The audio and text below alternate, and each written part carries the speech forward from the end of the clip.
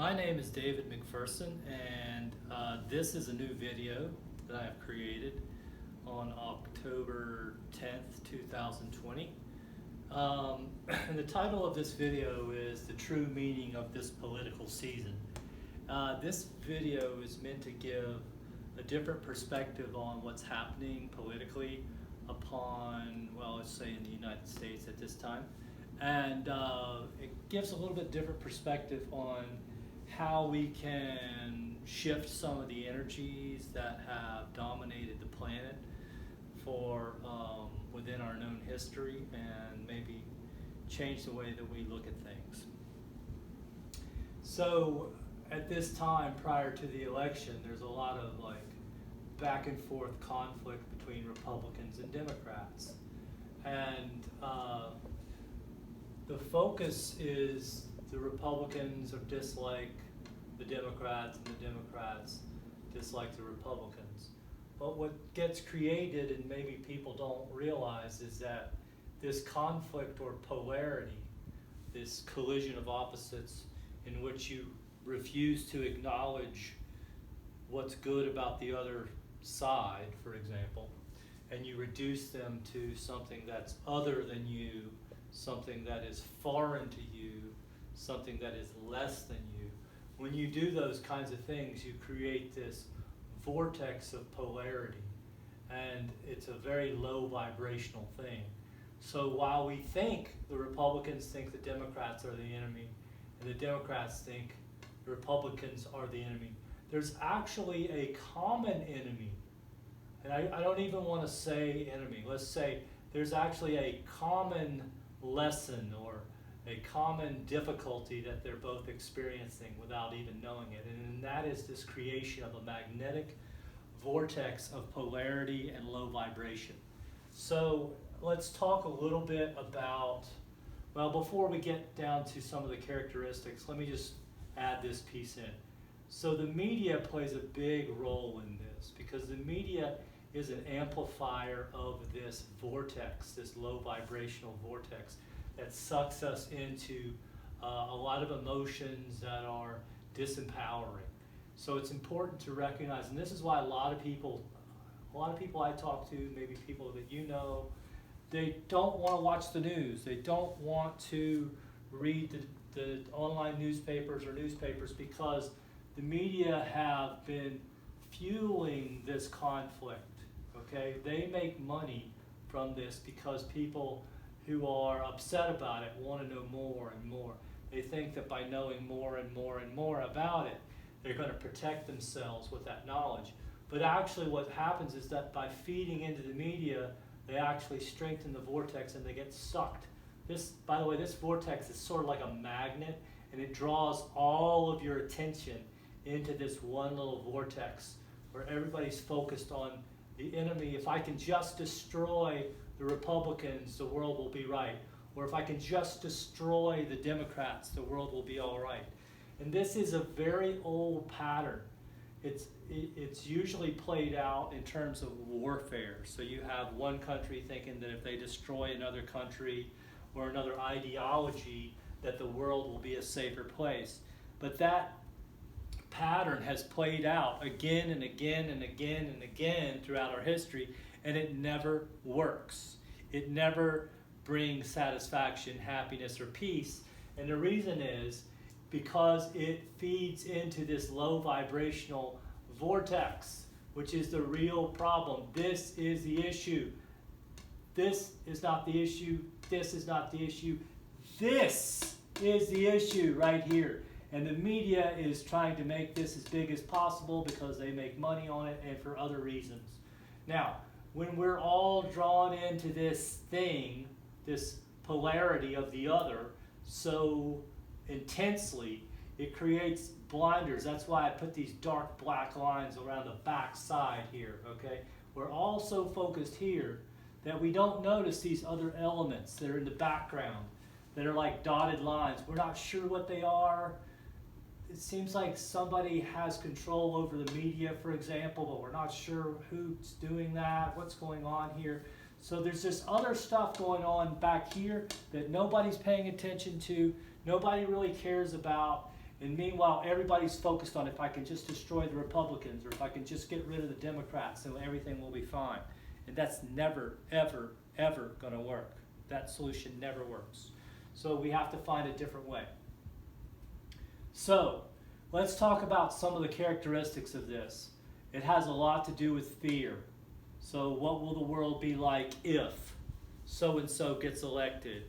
Then I won't be able to do X, or I'll lose all of Y, or the world will become like Z. So you can fill in the blanks. So there are all of these fears, and that's part of this vortex, is that we become very afraid of what will happen if the other side wins. And then we become angry, and we want to attack them, and we want to destroy them, and then we want to protest, and it's very easy for these protests to become violent, and we want to hate the other people because that makes us, and the strange thing is, some of these low vibrational things actually help us to bond with the people that are on our side. So we say, oh, this is a time of coming together for all the Democrats, or this is a time for coming together of all the Republicans. But the problem is that you're still cutting off this other party without really acknowledging what's good about them, or their humanity, or their the validity of what they're thinking about and saying. So the focus is on division. There's no real interest in talking to other people and acknowledging the truth of what they're saying. The focus is on division and differences. And the media is, as we said, is gonna bring the division to the forefront. That's what sells papers, so that's what they're doing. And so it just gets bigger and stronger, and that magnet pulls more people. Another characteristic of this vortex is that when we are in this state, we are very blind and very controllable. Okay? So we already talked about the blind spot, and I explained that, but it also makes us very controllable. And what I mean by that is our actions become very predictable, and we can be manipulated fairly easily through the use of fear, anger, hate, these kinds of things, to do things that are very predictable. Okay? And as we talked about, one of the things we definitely don't do is we don't look away from this. We don't look out here to see what's going on. We just focus right here. And that's very controllable.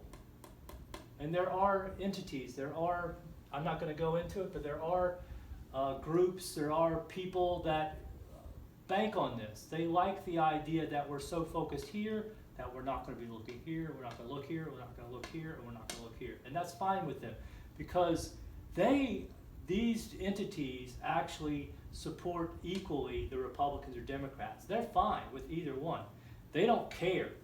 It makes no difference to them, because they have a way to get what they need done with these people or these people, because they know the common denominator, which is money. And we're going to talk about that in a minute, but let's come back here. It makes us very controllable, very manipulatable, because when we move into these states, we use very little of our higher functioning brain. We're acting like animals who are in a survival mode, and so we're not accessing the higher functions of our brain, our thinking, and so we act in very predictable and unfortunately very limited ways. Okay, so to allow or acknowledge any similarity is like if a Republican said, you know what, I kind of agree with you, or a Democrat says, you know what, you have a good point there. That is like fearful. In other words, they're afraid that if they do that, their side will lose, or they will die, or, I say losing is similar to death, because actually that's the way it goes. Like, the mind, when it's in these lower states, says, well, if so-and-so gets elected, they'll take away this, they'll take away that, and then ultimately that will lead to my death or suffering. So this vortex makes us unable to allow or acknowledge differences of opinion. We want to destroy them and not acknowledge them or find common ground. So this is another characteristic of the vortex. And as I talked about earlier, the illusion of victory through destroying the enemy is a version of the war paradigm. True change and victory comes from embracing the other. So here's the paradox that we're faced. the way to victory for the Democrat and the way to victory for the Republican is the same.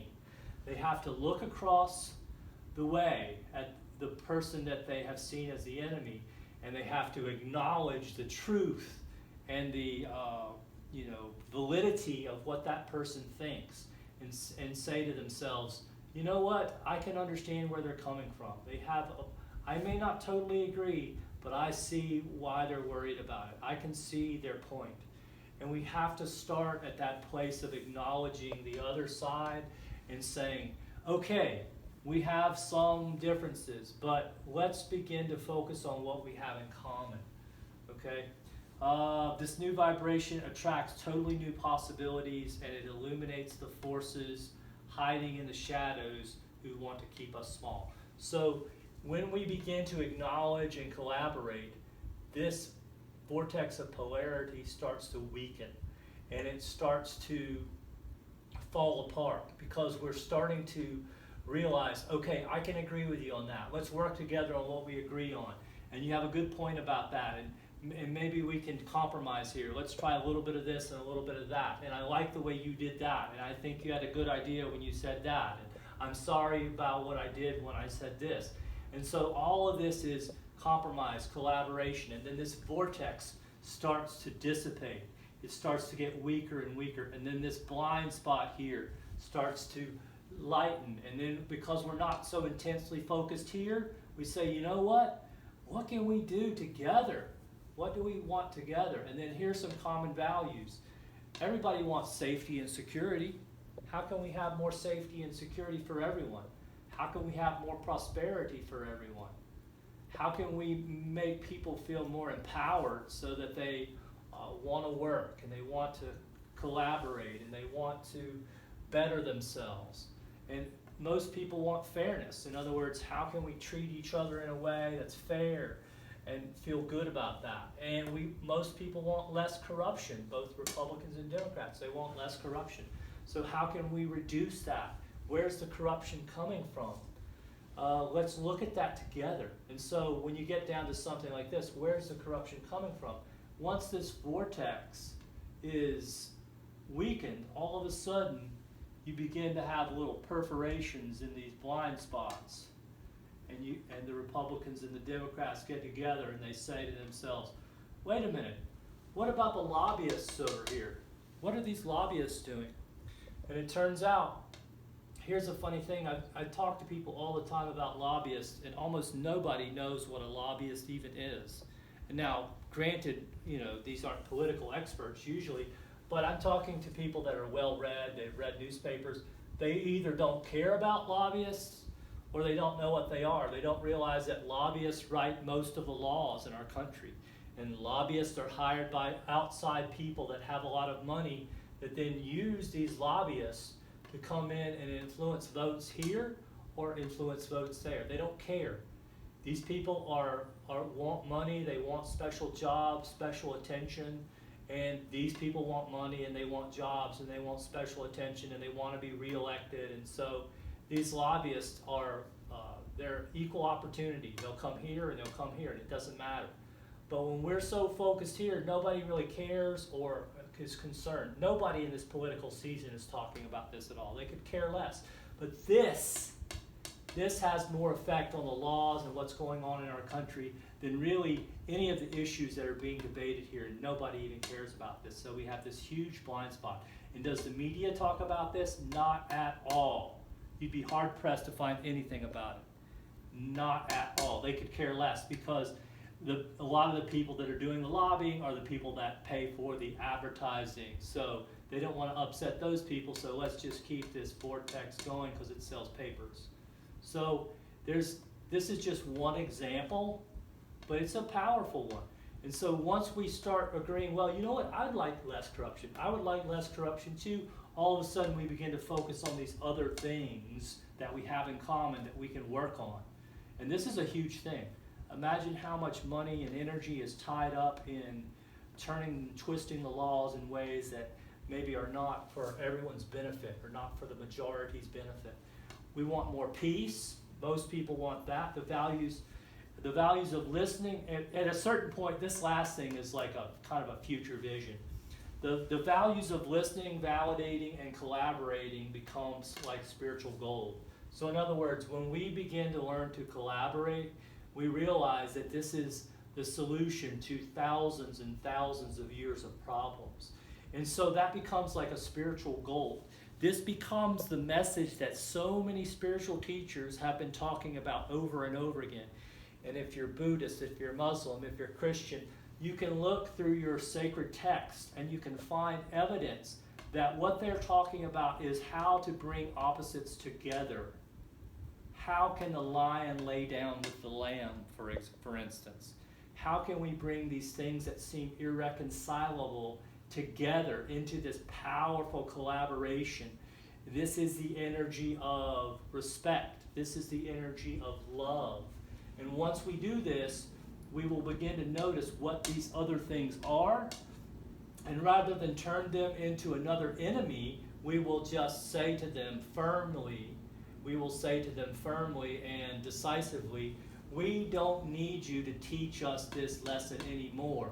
We are going to take away your power and your influence, and we are going to reclaim this sovereignty for ourselves, because we can now see the humanity, we can now see the good in both of us. We acknowledge that we have to go forward in this spirit of collaboration and love, and we don't need you to teach us this lesson anymore, so we are going to take your power away, and we are going to let you go where you will. We're not going to destroy you with hate, but we are going to take back our power. And it won't be a war, it'll be a shift in consciousness. And that's what will happen. And so this is how we learn the message of this political season.